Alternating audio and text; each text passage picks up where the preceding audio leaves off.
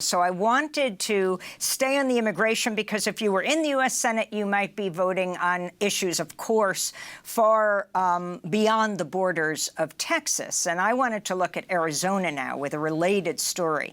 The Intercept has revealed U.S. Border Patrol agents are holding migrants in outdoor cages amidst a record-setting heat wave. On Thursday, Intercept reporter Ryan Devereaux and photographer Ajo Border observed about 50 migrants inside a chain-link pen at the Ajo Border Patrol Station, which is about 2 hours west of Tucson. The migrants could be seen huddling in a small area where there was a bit of shade on a day when temperatures reached 114 degrees in the area. Meanwhile, the group Humane Borders says the bodies of at least 13 people have been found over the past month in the Sonoran Desert, which many migrants cross.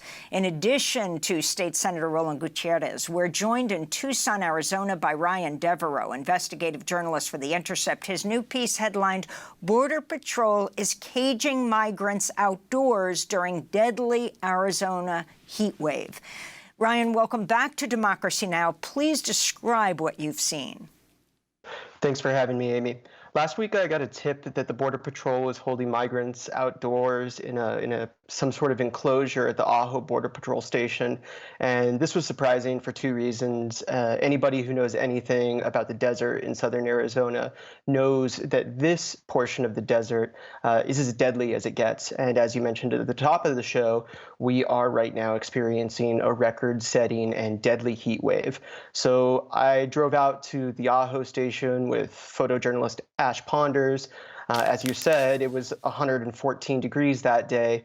We hiked up to a ridge where we were able to see into the Border Patrol station. We had a telephoto lens and binoculars, and we were able to observe roughly 50 migrants being held in a chain link enclosure under a sort of carport style structure that cast a small strip of shade on the ground. The ground was loose rock. The shade was minimal. People were crowding themselves into the shade that was available shoulder to shoulder. I observed roughly 30 migrants being marched off to a separate section of the facility and roughly as many staying behind. The ground was littered with water bottles. There was one large fan and a misting machine set up, and the only furniture in the pen was a set of bleachers, metal bleachers that were in direct sunlight and appeared to be scorching hot. The fan and the misting machine were pointed in an area with direct sunlight, so they weren't being used. People were largely quiet and still. There were folks there who were there when we arrived and still there when we left. We observed the scene for roughly an hour there. And as I've gathered more information, before and after the reporting, the Border Patrol station there in Ajo has been seeing a lot of migrants coming in. Folks are presenting themselves for asylum down near the border wall south of Ajo, roughly 200 to 300 people a day. But last week, in a 24-hour period, there were 800 to 1,000 people who showed up. Humane Borders and other humanitarian groups are trying to provide aid down there at the border wall, but are overwhelmed at the moment. Were they men, women, children? From what I could tell, it appeared to be mostly adult men, but age and gender were sort of impossible to be absolutely certain about from a distance.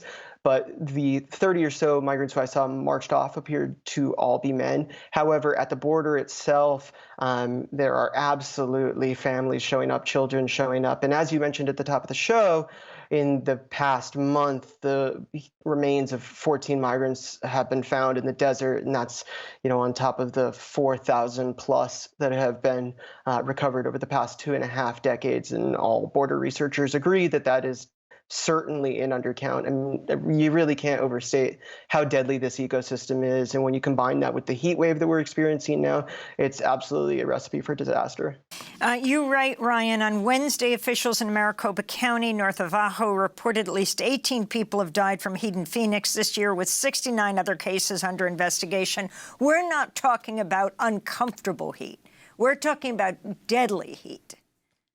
That's absolutely correct. And the area that we're talking about where these migrants are being held is as rugged as it gets. It's as remote as it gets.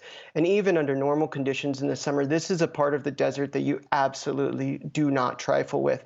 And under these conditions, with this heat wave, it is otherworldly. It's extraordinarily hot and extraordinarily deadly. And that desert will take your life in no time. A spokesperson for Customs and Border Protection sent a statement to The Intercept that said the agency, quote, is prioritizing expeditiously transporting non-citizens encountered in this desert environment, which is particularly dangerous during current weather conditions, to U.S. Border Patrol facilities where individuals can receive medical care, food, water. Ryan Devereaux, your response. Yeah, it's the sort of statement and response that we would expect from CBP. It's fairly boilerplate. I think the biggest unanswered question here right now is how is it that a multi-billion-dollar agency, CBP, receives more funding traditionally than ATF, FBI, DEA combined? How is it that this agency does not have the resources to handle the arrival of migrants that is totally predictable? I mean, this happens multiple times a year. It's been happening 4 years, and yet what we're seeing is a reaction that is what you would expect from somebody who's seeing this for the first time. So this is a very well-funded agency, and yet they're telling us that they don't have enough resources to avoid putting people outside in a historic and deadly heat wave. So in Texas, you have the Republican Governor Abbott. In Arizona, you have the Democratic Governor, Katie Hobbs. When it comes to the border and treatment of immigrants, does it matter whether it's a Democratic or Republican governor? I mean, I think if you look at the events on the ground and how things shake out, we've seen over, administration after administration, Democrats and Republicans, the core elements remain the same. The U.S. strategy on the border is funneling flows of migrants into the most remote and deadly stretches of the desert. And this particular area that we're discussing today in the sort of west desert of southern Arizona has turned into an absolute graveyard as a result of that bipartisan policy. Finally, I wanted to ask Texas State Senator Roland Gutierrez. We first talked to you after the Uvalde massacre of children at the elementary school. There, hundreds of Texas law enforcement moved in and did nothing. Here you have Texas law enforcement pushing children back into the water. Can you comment overall on what needs to happen? And if you became U.S. Senator, what is the kind of immigration reform we need to see? Well, Amy, we need to revamp the whole system. And I don't know that people in Congress are ready to do this, but we are facing an aging population in the United States. We can absorb literally millions of jobs in hospitality, construction, agriculture. Right now, our farmers and ranchers are struggling with our H-2A visa program. We need to revamp this whole program, take immigration outside of the border, remove it to countries of origin, go to the U.S. consulate, and where you imagine an office that says we need 10,000 jobs in hospitality. And we start filling those jobs from abroad. We can do this in a right way. We just need to have people currently in Congress that are willing to do it. Additionally, there's 13 million migrants in the United States that have been here for more than 30 years. We need to address that issue. We need to give them a pathway to residency, first off, and citizenship beyond that. We have 1 million dreamers that we haven't settled. All of the issues on immigration are right there in front of us, and they're solvable. It just doesn't seem that people on either side of this aisle want to fix this political football. Republicans less so. I think that they see him as some future voter that wouldn't vote for them. But, we've seen the fixes come from a Republican named Ronald Reagan many, many years ago with amnesty.